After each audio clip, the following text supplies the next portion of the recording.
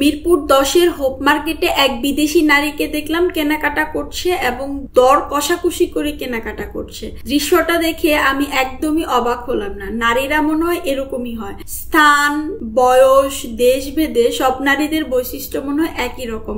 Flashback. Hello ভালোবাসার মানুষজন, life এক্সপ্রেসের নতুন একটা ভ্লগে স্বাগত।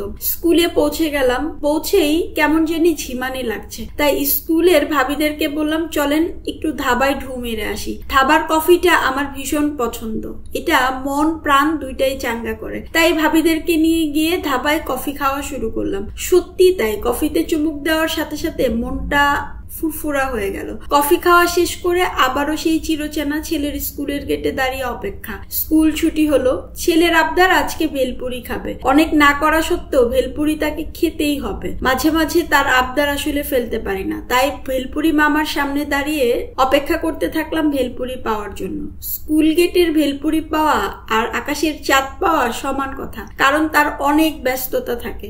একটু আনহাইজেনিক বলেই হয়তো এই খাবারগুলোর টেস্ট অনেক বেশি থাকে। আমার ছেলে আগে একদমই খেতে পারতো না, একদিন খাওয়ার পর তার এটা ভালো লেগেছে, এখন মাঝে মাঝে আবদার করে বসে। যাই হোক, অবশেষে ভেলপুরি পাওয়া গেল, ছেলেও খেয়ে নিল। এখন শপিং এ যাওয়ার পালা। আজকে আমার শপিং পার্টনার চৈতি এসেছে তার প্রয়োজনীয় কিছু কেনাকাটা করতে, আর আমার কিছু টুকটাক কেনাকাটা আছে। কেনাকাটা শুরু করতেই দেখলাম এক বিদেশি নারী হোপ মার্কেটে ঘুরে ঘুরে কেনাকাটা করছে, তাও আবার দাম দর করে। এটা দেখে অনেকখানি আমি আবেগ আপ্লুত হয়ে গেলাম। আচ্ছা, বিদেশি নারীরা কি আমাদের মতো এতটা সংসারী? অনেকগুলো প্রশ্ন মনে করা নাড়তে থাকলো। তারপরে শুরু করলাম কেনাকাটা। এই একটা মার্কেট যেখানে আসলে প্ল্যান করে যাওয়াই যায় না। প্ল্যান করব এক, কিনে নিয়ে আসবো আর এক। আজকে বেশ কিছু কেনাকাটার প্ল্যান আছে। প্রথমে আমরা একটা গজ কাপড়ের দোকানে ঢুকলাম, কারণ আমার বেশ কিছু ডিজাইন করে কুর্তি বানানোর জন্য গজ কাপড় প্রয়োজন। প্রথম যে দোকানটাতে ঢুকলাম দামটা একটু বেশি মনে হলো এবং কাপড়টাও খুব একটা পছন্দ হচ্ছিল না, তাই সেখান থেকে না নিয়ে অন্য আরেকটা দোকানে দেখলাম। শুরুতেই পছন্দ হয়ে গেল, নিয়েও নিলাম। এরপরে চলে গেলাম টি শার্ট কিনতে, যেহেতু গরমকাল আর হোপ মার্কেটে টি শার্টের কালেকশন গুলা বেশ ভালো আর একটু রিজনেবলও বটে। হোপ মার্কেটে পাওয়া যায় না এমন কোনো কিছুই নেই।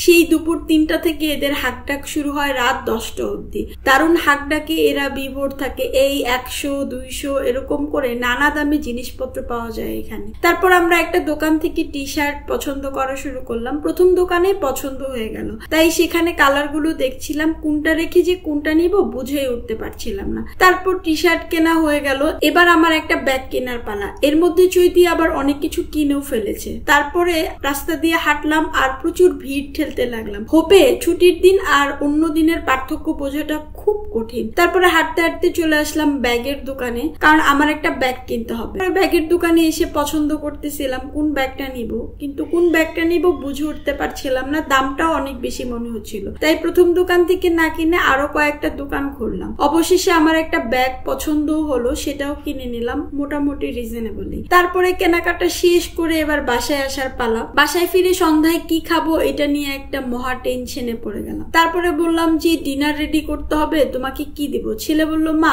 এত টেনশন না করে আম দাও। তাই আম কাটতে চলে গেলাম। আর এই সিজনে আমটা আসলে খেতে ভালোই লাগে, তাই ছেলেকেও আম কেটে দিলাম, আমিও একটু আম খেয়ে নিলাম। ব্যাস, সন্ধ্যার নাস্তা কমপ্লিট। এবার ডিনার রান্না করার পালা। ডিনার রান্না করতে আমার আসলে একদমই ভালো লাগতেছিল না আজকে, কারণ ছেলের যেদিন স্কুল ডে থাকে এদিন রান্না করাটা বেশ কঠিন হয় আমার জন্য। বেশি কিছু রান্না করতে না চাইলে ডিম ভাজাই আসলে ভরসা। তাই কড়াইতে তেল গরম করে প্রথমে এই ডিমটাকে দিয়ে সুন্দর করে উল্টে পাল্টে ভাজি করে নিলাম। এরপরে কি রান্না করব তাই কেটে নিয়েছিলাম হচ্ছে ধুন্দুল আর সজনে। একটা পাশে মাছ ভেজে রেখেছি, মাছ দিয়ে এই ধুন্দুল আর সজনেটা রান্না করব। চুলাইতে তেল গরম হয়ে গেলে দিয়ে দিলাম পেঁয়াজ কুচি, তারপর মশলাটা কষিয়ে খুব ভালো করে যখন কষানো হয়ে যাবে তখন মশলাটা থেকে তেল উঠবে, তারপরে তরকারিটি দিয়ে কষানো শুরু করলাম। কষাতে কষাতে আজকের ব্লগটা আমি এখানেই শেষ করে দিচ্ছি, কারণ আজকে আমি অনেক টায়ার্ড। মিরপুর হোপ মার্কেটে যারা যেদিন শপিং করবেন সেদিন বাসায় ফিরে আসলে কোনো কাজ করতে ইচ্ছা করবে না। কথাটা একটু মিলিয়ে নিয়েন আমার সাথে, কারণ এত বেশি হাঁটাহাঁটি হয়। তো ভিডিওটা আজকে এখানেই শেষ করে দিচ্ছি। সবাই অনেক বেশি ভালো থাকবেন, ভালোবাসায় রাখবেন। Thanks for watching.